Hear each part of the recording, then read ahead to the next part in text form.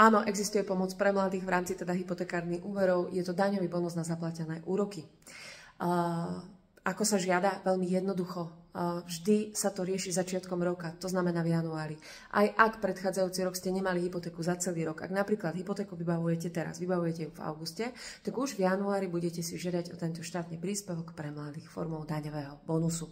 Vyžiadate to veľmi jednoducho, zoberiete si z banky, vyžiadate si tlačivo, niekedy vám to pošlu do internet bankingu, niekedy do mailu, niekedy fyzicky prídem do banky, prosím si tlačivo potvrdenie o tom, koľko som vám zaplatil úrokov za predchádzajúci rok.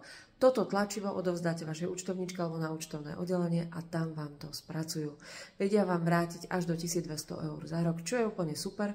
Prvých 5 rokov, čo máte hypotekárny úver. Dá sa o to požiadať aj spätne, ale už bližšie informácie kontaktujte vašu účtovničku. Podmienky musíte splňať podmienku veku, podmienku účelu a podmienku príjmu. Ja vám tu dám link k tomuto videu, tam to máte všetko rozpísané.